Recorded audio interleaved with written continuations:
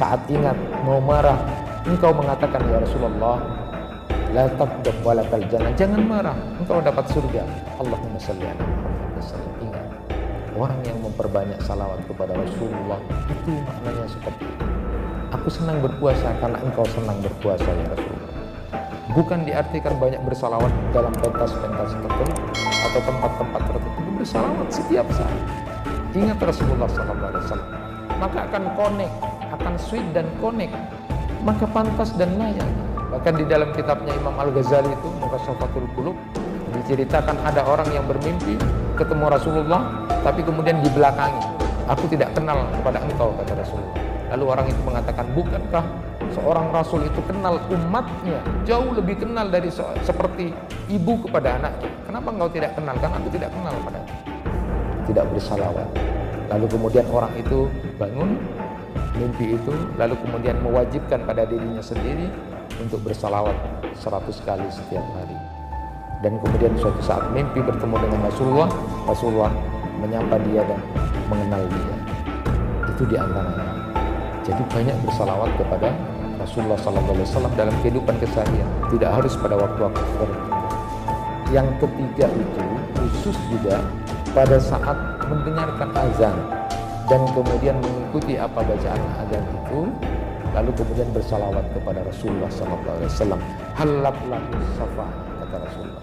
Siapa yang mendengarkan azan lalu mengikuti apa yang diucapkan oleh muadzin itu, dan setelah selesai azan dia khusus bersalawat kepada Rasulullah SAW, halak lahu syafa'ah, dialah yang akan berhak aku halalkan untuk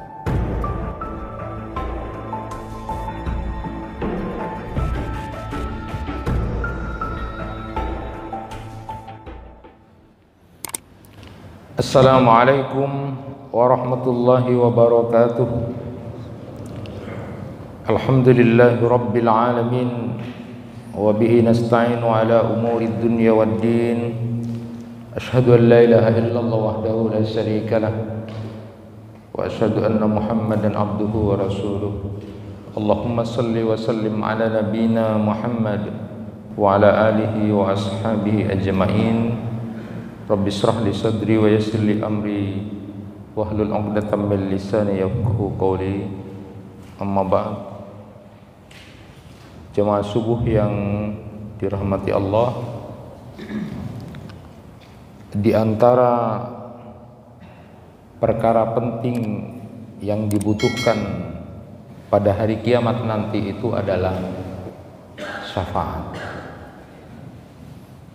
Allah menjadikan syafaat itu sebagai rahmat bagi orang-orang yang beriman. Syafaat itu bukan untuk seluruh alam. Jadi tidak ada syafaat bagi orang kafir, orang musyrik, orang-orang yang gemar berbuat maksiat dan tetap dalam kemaksiatannya, kecuali setelah Allah mengizinkan. Hadirin, karena agungnya perkara syafaat itu, Allah Subhanahu wa taala menyebutkan di dalam banyak ayat-ayat Al-Qur'an. Allah Subhanahu wa taala mengetahui bahwa manusia yang berada dalam kesulitan di hari kiamat itu betul-betul membutuhkan syafaat. Nah, syafaat ini termasuk hal yang paling dibutuhkan nanti pada hari kiamat. Namun Allah Subhanahu wa taala hanya memberikan kepada orang-orang yang berhak menerimanya. Allah Maha mengetahui hamba-hambanya yang kemudian berhak untuk mendapatkan syafaat itu, dan Allah Subhanahu wa taala yang meridainya. Saya ingin bacakan beberapa ayat Al-Qur'an dulu untuk memberikan sebuah gambaran tentang syafaat. Di dalam Quran surat Al-Baqarah 255 yang sudah sering kita baca juga, man dzalladzi yashfa'u indahu illa bi'idnih ya'lamu ma baina aydihim wa ma khalfahum wa la yuhituna bi syai'in min ilmihi illa bima syaa. Allah Subhanahu wa taala berfirman, tidak ada yang dapat memberi syafaat di sisinya tanpa izinnya.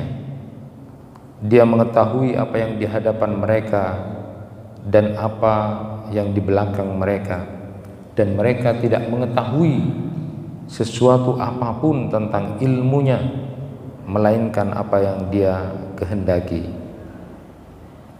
Di dalam ayat yang lain misalnya disebutkan dalam Quran surat Maryam ayat 85 sampai 87 itu, yauma nahsurul muttaqina ila rahmani wafda wa nasuqul mujrimina ila jahannama wirda la yamlikuna as-safa'ata illa man ittakhadha 'inda ar-rahmani ahda. Ingatlah, kata Allah, pada hari ketika kami mengumpulkan orang-orang bertakwa kepada Allah yang Maha Pengasih bagaikan kafilah yang terhormat, dan kami akan menggiring orang-orang yang durhaka ke neraka jahanam dalam keadaan dahaga.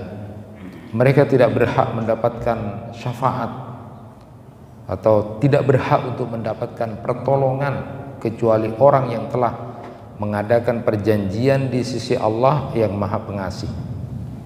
Itu di dalam Quran surat Maryam ayat 85 sampai 87. Ada lagi misalnya di dalam Quran surat An-Najm ayat 26. Wa kam mim malakin fis samawati la tughni syafa'atuhum syai'a illa min ba'di ay ya'dana Allahu liman yasha'u wa yarda.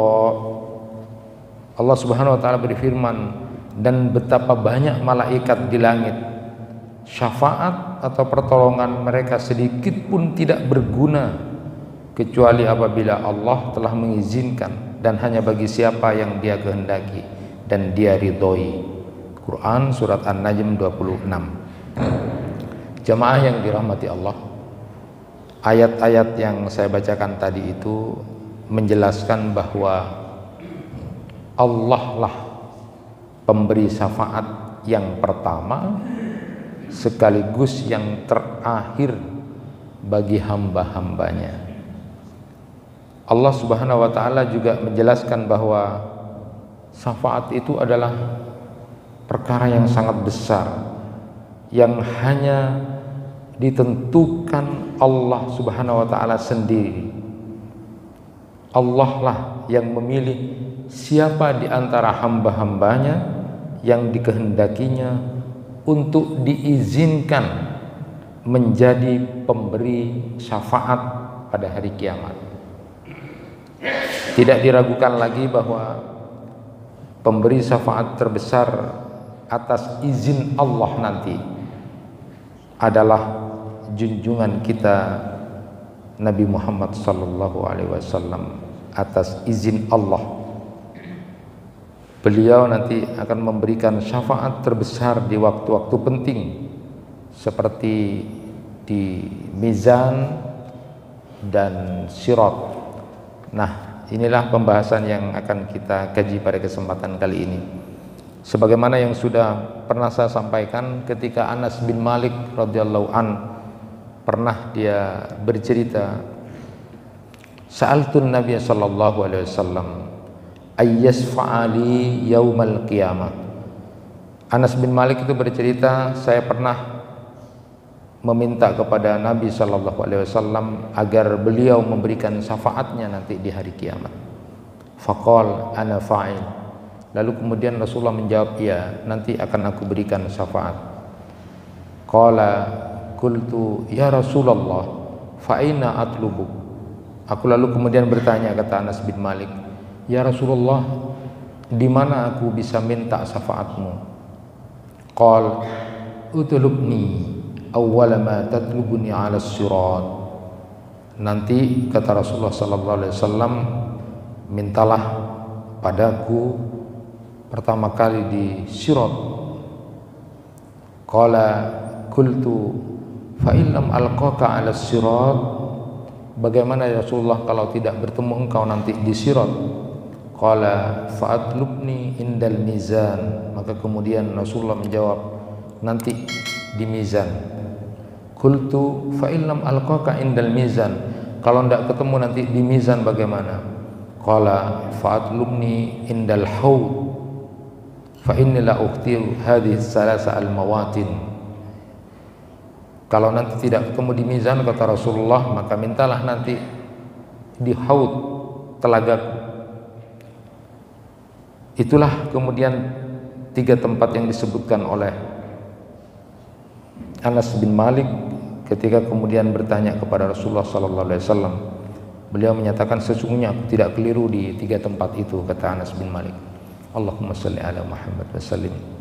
Jamaah yang dirahmati Allah, jadi salah satu yang kemudian diberikan izin oleh Allah, dan itu yang sering kita dengar dan kita ketahui memang, adalah Rasulullah sallallahu alaihi wasallam. Beliau terpilih karena memang adalah manusia paripurna. Jadi kalau ada, kita sering dengar tujuan manusia paripurna, ya cuma Rasulullah sallallahu alaihi wasallam. Kalau orang sufi menyebut dengan insan kamil. Jadi insan kamil itu cuma Rasulullah sallallahu alaihi wasallam. Dan itu sudah diberikan, predikat itu kemudian diberikan oleh Allah Subhanahu wa taala kepada nabi kita Nabi Muhammad di dalam Quran surat Al-Qalam ayat 4 itu. Allah Subhanahu wa taala memilih nabi kita itu karena memiliki akhlak yang baik, memiliki akhlak yang begitu sangat agung. Wa innaka la'ala khuluqin 'adzim. Dan engkau Muhammad memiliki akhlak yang agung, berada di akhlak yang agung itu. Jadi itulah kenapa kemudian Nabi kita Nabi Muhammad SAW terpilih juga menjadi manusia yang pertama dan utama nanti di akhirat untuk memberikan syafaat itu. Sedikit kita menggambarkan sedikit keindahan akhlak beliau Rasulullah SAW. Nabi itu orang yang banyak senyum, kadang tertawa tetapi tidak berlebihan. Nabi juga pernah bercanda tetapi tidak pernah berbohong dengan candanya. Beliau tidak mengenakan pakaian yang mewah, tidak mengenakan pakaian yang melebihi pembantunya. Tidak pernah Rasulullah mencaci, merendahkan siapapun. Rasulullah tidak pernah memukul perempuan. Rasulullah tidak pernah memukul istrinya. Rasulullah tidak memukul pembantunya. Bila ada orang yang berbicara tinggi kepada beliau, beliau sabar dan menahan diri. Bila ada yang mencaci maki beliau, Nabi kemudian mengatakan, jangan seperti itu. Nabi begitu sangat sabar. Nabi Muhammad SAW tidak pernah membalas keburukan orang lain dengan keburukan yang serupa, tetapi justru memaafkan dan mengulurkan tangannya. Jika bertemu dengan orang, Rasulullah mengucapkan salam lalu kemudian mengulurkan tangannya. Nabi SAW selalu berzikir, mengingat Allah saat duduk, saat berdiri, saat berbaring, saat berjalan. Jika ada orang yang duduk menunggunya ketika sedang salat, beliau mempersingkat salatnya, lalu menemuinya sambil mengatakan, apa ada yang bisa saya bantu? Begitu indahnya Rasulullah SAW akhlaknya. Allahumma salli ala Muhammad wa sallim. Saat beliau mendengar cucunya menangis, beliau pun menyegerakan salat, lalu menemui dan menggendongnya. Saat masuk dalam satu majelis, kemudian Rasulullah SAW duduk di tempat yang beliau temui. Bila ada orang yang meninggal, beliau ikut menggiring jenazahnya. Jika ada orang sakit, beliaulah orang yang pertama kali datang dan menjenguk sahabatnya. Luar biasa yang dilakukan oleh Rasulullah SAW. Beliau sering duduk dalam posisi yang sama dengan orang-orang miskin, orang-orang fakir, dan mengambilkan makanan dengan tangannya sendiri. Beliau suka silaturahim pada sahabatnya walaupun sebentar. Senang pada orang-orang yang memiliki akhlak yang baik, tetapi tetap juga berbuat baik kepada orang yang tidak baik. Tidak pernah bertindak kasar kepada siapapun, suka memaafkan orang yang minta maaf, hatta orang yang mau membunuh beliau pun dimaafkan. Nabi mencuci pakaiannya sendiri, Nabi menambalnya, memperbaiki alas kakinya, melayani dirinya sendiri, memberi makan untanya, menggiling gandum dengan tangannya sendiri, dan membawa barang kemana beliau suka sendiri juga. Beliau melayani diri sendiri dan tidak pernah mau merepotkan orang lain. Nabi menikmati makanan yang dimasak keluarganya dan tidak pernah mengatakan, aku tidak suka makanan ini, aku tidak suka masakan ini. Meskipun beliau seorang pemimpin besar, rumahnya tidak dijaga siapapun, begitu juga dalam keadaan apapun beliau selalu minta pertolongan kepada Allah. Beliau juga selalu memperhatikan orang-orang yang ada di sekitarnya, sampai pun cerita yang luar biasa, beliau sendiri yang memberikan seorang tua yang buta di pojok pasar, padahal orang itu selalu mencaci dan merendahkan Rasulullah. Allahumma salli ala Muhammad wa sallim. Begitu indah akhlak Rasulullah sallallahu alaihi wasallam, maka pantas kalau Nabi kita Nabi Muhammad sallallahu alaihi wasallam terpilih untuk memberi syafaat terbesar di akhirat dengan izin Allah. Ma'asyiral muslimin rahimakumullah, apa itu syafaat? Ar-Raghib Al-Asfahani dalam Al-Mufradat fi Gharibil Quran menyebutkan bahwa syafaat itu bergabung dengan lainnya sebagai penolongnya, dan paling sering digunakan bergabungnya yang lebih mulia kedudukannya kepada yang lebih rendah. Di antaranya adalah syafaat pada hari kiamat. Jadi secara istilah, syafaat itu adalah memintakan untuk orang lain agar mendapatkan manfaat atau terhindar dari mudarat. Nah, apa contohnya? Contoh untuk mendapatkan manfaat adalah syafaat Nabi sallallahu alaihi wasallam kepada penduduk surga agar segera memasukinya. Dan contoh menolak mudarat itu adalah syafaat Nabi sallallahu alaihi wasallam bagi orang yang sudah pantas dan layak masuk neraka agar tidak masuk neraka. Berdasarkan ayat-ayat Al-Quran dan hadis-hadis Nabi Sallallahu Alaihi Wasallam, bahwa syafaat itu syaratnya adalah pertama, izin Allah kepada pemberi syafaat. Jadi tidak sembarang kemudian diberikan untuk memberi syafaat itu. Ada izin Allah kepada pemberi syafaat. Yang kedua, Allah ridho terhadap pemberi syafaat dan yang akan diberi syafaat. Nah, dalam hadis yang sangat panjang itu Rasulullah SAW bersabda, saya ambil di antaranya beliau Rasulullah SAW bersabda, fa'astadzinu ala rabbi fayu'dzanu li wa yulhimuni mahamida ahmaduhu biha. Maka aku meminta izin kepada Rabbku, kata Rasulullah, lalu diizinkan bagiku dan Allah memberikan ilham kepadaku berupa pujian kepadanya, sehingga aku memuji Allah dengannya. Jadi Rasulullah SAW diberikan izin. Rasulullah minta izin kepada Allah untuk memberikan syafaat kepada orang-orang yang dipilih nanti oleh Rasulullah sallallahu alaihi wasallam. Di antaranya disebutkan oleh Rasulullah sallallahu alaihi wasallam, as'adun nas bi syafaati yaumal qiyamah man qala la ilaha illallah khalisan min qalbihi. Orang yang paling berbahagia nanti akan memperoleh syafaatku pada hari kiamat adalah orang yang mengucapkan kalimat la ilaha illallah ikhlas dari lubuk hatinya. Jadi nanti yang akan mendapatkan syafaat itu adalah orang-orang yang punya tauhid.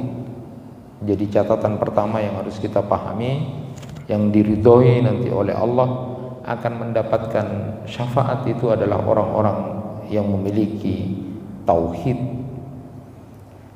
Ulama kemudian membagi syafaat Rasulullah itu terbagi kepada dua macam, syafaat khusus dan syafaat umum. Hadirin, syafaat khusus Nabi Sallallahu Alaihi Wasallam itu adalah pertama syafaat uzma.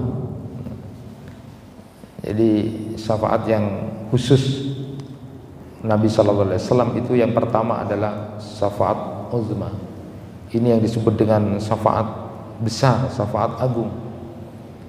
Syafaat yang kemudian hanya diberikan Allah kepada Rasulullah Sallallahu Alaihi Wasallam. Dari hadis yang cukup panjang itu disebutkan bahwa nanti pada saat sudah di padang mahsyar 50.000 tahun menunggu manusia, tidak ada kejelasan pada waktu itu. Lalu kemudian ada yang berkomentar, ini gimana, minta tolong saja kepada ayah kita, kepada Adam. Begitu kepada Adam juga sama, menolak. Adam tidak berani karena banyak kesalahan dosa. Disebutkan ada Allah sempat murka gitu. Lalu kemudian Adam menyatakan nafsi, nafsi, nafsi, aku itu mikirkan aku sendiri. Terus kepada yang nabi yang lain saja gitu, pada rasul yang lain, kepada Nuh sama juga begitu menolak. Kepada Nabi Ibrahim sama juga menolak. Kepada Nabi Musa sama menolak. Kepada Nabi Isa menolak juga. Semuanya menolak. Baru kemudian kepada Rasulullah sallallahu alaihi wasallam. Saat itulah kemudian Rasulullah sallallahu alaihi wasallam sujud kepada Allah Subhanahu wa taala, lalu kemudian memohon kepada Allah Subhanahu wa taala.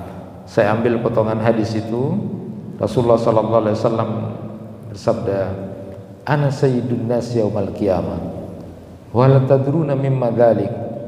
Yajma'ullahu an-nas al-awwalina wal akhirina fi sa'idin wahidin yasmi'uhum ad-da'i wa yanfuduhum al-basar wa tadnu syamsu fayablugan nas minal wam wal karb ma la yutiquna wa la yahtamilun." Rasulullah bersabda, aku itu adalah pemimpin manusia pada hari kiamat. Tahukah kalian kenapa Allah mengumpulkan manusia pertama dan yang terakhir dalam satu tanah lapang? Mereka dilihat oleh yang melihat dan mereka semua mendengar seruan yang menyeru. Matahari mendekati mereka, duka dan musibah menimpa mereka. Mereka tidak kuat dan tidak mampu menanggungnya. Lalu kemudian diceritakan tadi bahwa ada orang yang minta aja sama Adam, ayah kita, sama nafsi, nafsi, nafsi. Nah, saat Nabi Muhammad SAW kemudian diminta, lalu kemudian Nabi Muhammad sujud, lalu kemudian Allah berfirman, ya Muhammad, irfa' rasaka, sal tu'tah wasfa tasaffa, fa'arfa'u ra'si fa'akul ummati ya Rab, ummati ya Rab, ummati ya Rab. Fayuqal ya Muhammad adkhil min ummatika man la hisaba alaihim min al-babil ayman min abwabil jannah wa hum syuraka'un nas fima siwa dzalik min al-abwab. Allah Subhanahu wa taala kemudian berfirman, ya Muhammad, bangun, bangun, mintalah, pasti akan aku beri, kata Allah. Mintalah syafaat, pasti kau diberi. Aku pun bangun, kata Rasulullah, lalu berkata, umatku, umatku ya Rabb, umatku ya Rabb, umatku. Kemudian dikatakan, ya Muhammad, masukkan di antara umatmu yang tidak dihisap melalui pintu Al-Aiman, sedangkan yang lainnya melalui pintu yang lain. Itu di antara kemuliaan Rasulullah SAW, syafaat azim, syafaat uzma, syafaat agung yang hanya diberikan kepada Rasulullah SAW. Pantas kiranya kalau Nabi kita terpilih untuk menjadi orang yang memberikan syafaat, tidak hanya buat umatnya saat itu, tapi semuanya. Karena kegusaran dan kegelisahan manusia menunggu di padang mahsyar itu. Lalu Rasulullah SAW meminta kepada Allah Subhanahu wa taala. Yang menarik ini adalah syafaat ini adalah syafaat yang paling utama, dan kemudian ada ulama yang menyebutkan bahwa dalil dari ini adalah Quran surat Al-Isra ayat 79. Wa minal laili fatahajjat bi nafilatan lak asa ayyab'asaka rabbuka maqaman mahmuda. Jadi Imam At-Tabari itu menyebutkan dalam Jami'ul Bayannya bahwa mayoritas ahli ilmu menjelaskan bahwa maksud makom atau kedudukan terpuji dalam ayat ini adalah kedudukan beliau pada hari kiamat untuk memberikan syafaat saat manusia merasakan dahsyatnya hari itu. Maka kemudian buat pelajaran kita, kalau ingin memiliki sebuah kedudukan yang mulia itu memang harus bangun di tengah malam. Di antara hikmah yang kemudian diberikan oleh Allah, karena Nabi Muhammad SAW itu punya kedudukan yang mulia. Maqamah mahmuda itu adalah kedudukan terhormat terpuji Rasulullah nanti di akhirat itu, karena memang suka salat malam. Itu yang pertama, jadi syafaat uzma. Yang kedua adalah syafaat beliau terhadap penduduk surga untuk masuk surga setelah selesai hisab. Jadi riwayat Anas bin Malik itu disebutkan, ati babal jannah yaumal qiyamah fa astaftihu fayaqulul khazin man anta fa'akul Muhammad fayaqulu bika umirtu la aftahu li ahadin qablaka. Saya datangi pintu surga pada hari kiamat, kata Rasulullah, lalu aku minta dibukakan. Lantas khazin, penjaga, malaikat penjaga surga itu berkata, siapa kamu? Aku menjawab, Muhammad. Lantas dia kemudian mengatakan, untukmu aku diperintahkan agar tidak membukakan pintu kepada seorang pun sebelummu. Jadi yang kedua itu Rasulullah SAW, syafaat beliau khusus pada beliau adalah penduduk surga untuk masuk surga setelah selesai hisab. Karena masih ada, setelah selesai hisab itu masih ada kebingungan. Belum dibukakan pintu kecuali Nabi Muhammad SAW yang pertama kali mengetuk pintu surga itu. Yang ketiga, syafaat beliau untuk meringankan siksaan pamannya, yaitu Abu Thalib. Jadi paman beliau Abbas radhiyallahu an pernah bertanya kepada Nabi, ya Rasul, apa engkau bisa memberi manfaat kepada pamanmu dengan sesuatu, karena dia sudah melindungi kamu dan marah untuk menjagamu. Beliau lalu menjawab, na'am, huwa fi dahdahim min nar laula ana lakana fid darkil asfali minan nar. Rasulullah menjawab, ya, pamanku Abu Thalib itu berada di muka neraka. Andaikan tidak dengan syafaatku maka berada di kerak yang paling dalam. Itu khusus, syafaat khusus untuk Abu Thalib, paman beliau yang sudah membela dan menjaga Rasulullah SAW, tetapi karena tidak masuk Islam maka kemudian tetap masuk neraka. Tetapi kemudian apa yang diberikan oleh Rasulullah, syafaat Rasulullah, apakah ada gunanya gitu? Ketika Abbas paman beliau bertanya, iya kata Rasulullah, jadi cuma di permukaan neraka. Dan di permukaan neraka itu dalam riwayat yang lain disebutkan saat sudah di permukaan neraka, kemudian hanya kakinya saja, maka saat itu melelehlah semua isi otaknya, lalu kemudian semua juga perutnya isinya meleleh, tetapi tidak mati, dihidupkan lagi. Dan itu sudah mengira siksaan yang paling berat, padahal itu adalah siksaan yang paling ringan di neraka.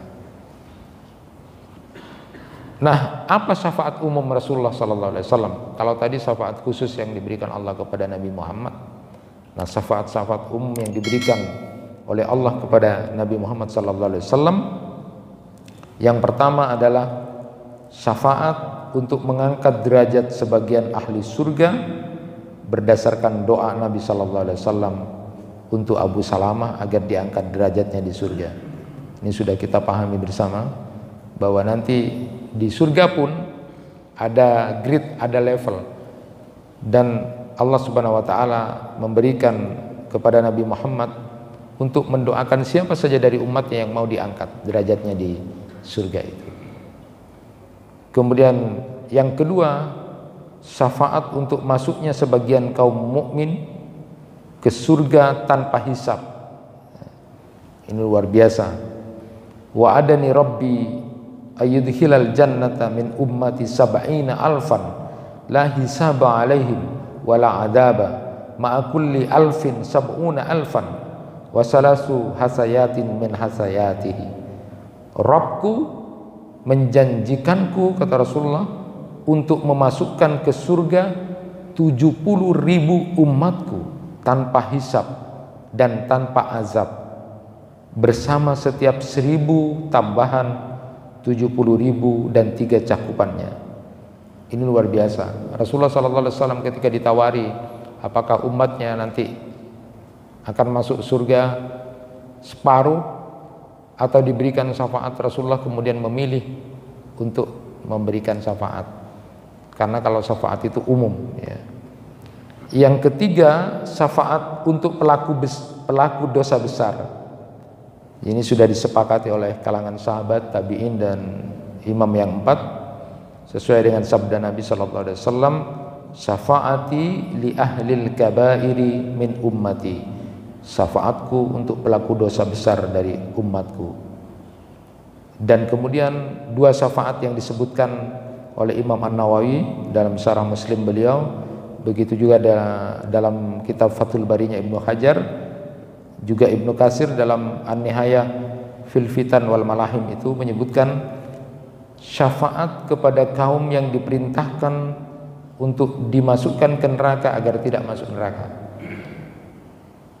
Jadi ada umatnya Nabi Muhammad yang sudah pantas dan memang akan masuk neraka sesuai dengan penimbangan amal itu, tetapi kemudian oleh syafaat Rasulullah SAW tidak jadi masuk neraka.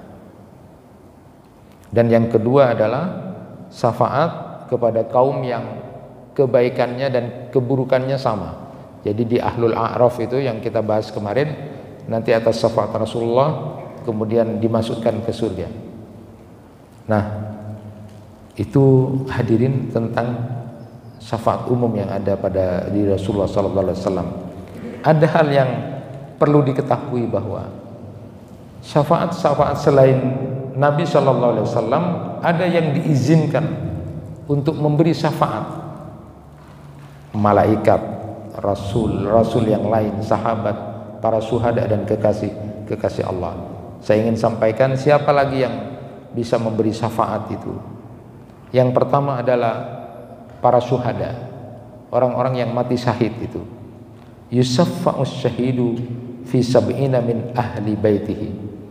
Orang yang syahid itu akan memberikan syafaat kepada 70 anggota keluarganya.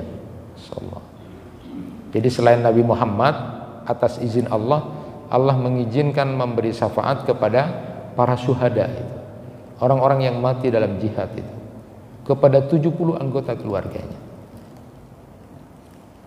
Yang kedua, para penghafal Quran. Penghafal Quran ini tapi mengamalkan apa yang ada di dalam Al-Quran. Syaratnya mengamalkan. Itu dalam hadis disebutkan, siapa yang menghafal Quran lalu kemudian dia dalam kehidupan kesehariannya menghalalkan apa yang dihalalkan oleh Allah, mengharamkan apa yang diharamkan oleh Allah, jadi mengamalkan apa yang dalam Quran, maka dia diberi kesempatan untuk memberikan syafaat kepada 10 anggota keluarganya. 10 anggota keluarganya.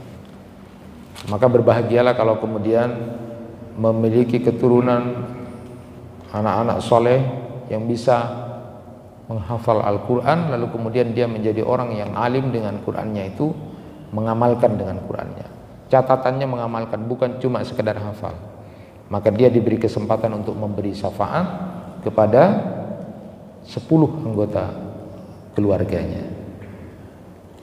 Ada juga di dalam kitabnya Syekh Ahmad Mustafa Mutawalli itu, di kitab Ar-Riyadun Nadirah fi Sahih Daril Akhirah, berdasarkan hadis Ibnu Abbas yang juga diizinkan oleh Allah untuk memberikan syafaat itu adalah orang mukmin yang jenazahnya disolati oleh 40 orang yang baik, orang-orang muslim yang baik. Kalau di dalam riwayatnya Aisyah itu adalah jenazah yang disolati oleh 100 orang muslim yang baik. Itu yang diizinkan, diberikan kesempatan untuk memberi syafaat dengan catatan dia tidak mensekutukan Allah. Jadi ada catatan tentang tauhid pada dirinya. Juga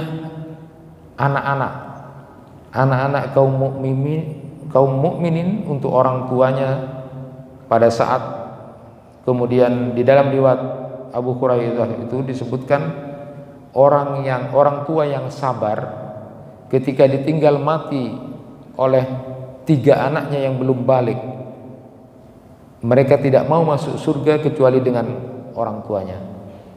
Fayuqalu lahum udkhulul jannah antum wa abawakum.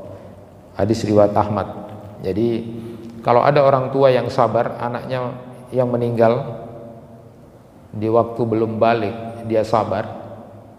Saya selalu menyampaikan itu bahwa hadis Rasulullah SAW ini punya golden ticket ini.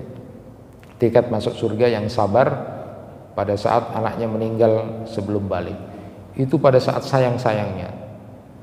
Diuji dengan kematian anak itu sebelum balik itu luar biasa karena kecintaannya luar biasa. Tetapi kesabaran itu di sabar pertama. Di sabar pertama, bukan kemudian setelah 1-2 tahun sabar, bukan.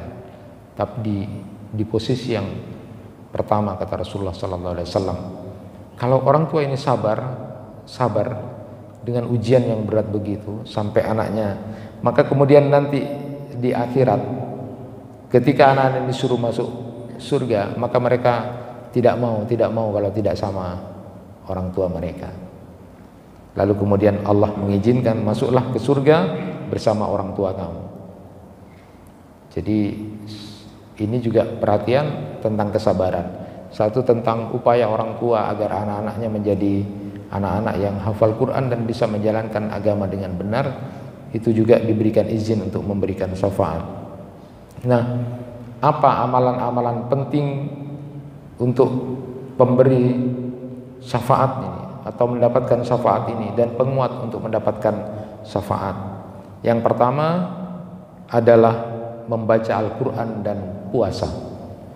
Jadi itu di dalam hadis disebutkan as-siyam wal Quran yasfa'ani lil abdi yaumal qiyamah. Jadi amalan yang utama ini khusus kaitannya dengan syafaat itu adalah puasa dan membaca Al-Quran. Nanti puasa-puasa kita itu akan mengatakan kepada Allah, orang ini sudah menahan diri untuk tidak makan dan minum, dan menahan diri untuk tidak berhubungan karena Engkau ya Allah, padahal itu sesuatu yang halal. Maka memberi syafaat puasa-puasa itu. Lalu kemudian orang ini suka baca Al-Quran bahkan di malam hari menjaga kantuknya untuk membaca Al-Quran. Maka bacaan Quran dengan puasa itu memberi syafaat.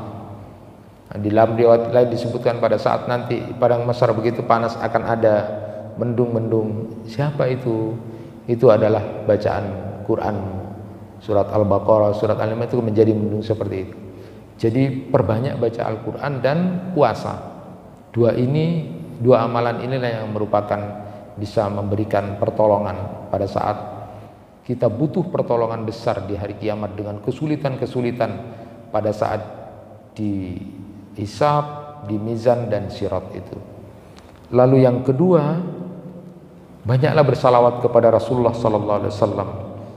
Banyaklah bersalawat kepada Rasulullah sallallahu alaihi wasallam. Dari riwayat Ibnu Mas'ud itu Rasulullah sallallahu alaihi wasallam bersabda, orang yang paling berhak atas diriku, artinya orang yang paling layak menerima syafaatku nanti adalah di antaranya orang yang paling banyak bersalawat kepadaku. Itu kata Rasulullah sallallahu alaihi wasallam. Maka sering saya sampaikan di ceramah-ceramah itu, di Maulid Nabi itu saya sampaikan tentang banyak bersalawat kepada Rasulullah itu. Siapa orang yang kemudian merasa disakiti orang? Siapa orang yang hari ini merasa disakiti orang, hatinya sakit, dibuli orang? Maka ingatlah Rasulullah sallallahu alaihi wasallam. Katakan, ya Rasul, saya disakiti. Sakit sekali hati ini. Baru disakiti begitu sakit ya Rasulullah. Engkau jauh lebih disakiti orang. Dibilang tukang sihir, orang gila, bahkan dilempari batu, dilempari tai onta. Kalau kita ada yang pernah dilempar batu? Tidak ada. Kemudian ada yang kemudian dilempari batu? Tidak ada. Ya lapor polisi kalau tidak balas. Rasulullah itu jauh lebih sakit. Maka kemudian sambil mengatakan pada diri sendiri untuk bersabar, Allahumma salli ala Muhammad wa sallim, maka pantas engkau ya Rasulullah menjadi orang utama dan pertama itu. Sabar sekali engkau ya Rasulullah, aku baru digituin orang saja sudah sakit.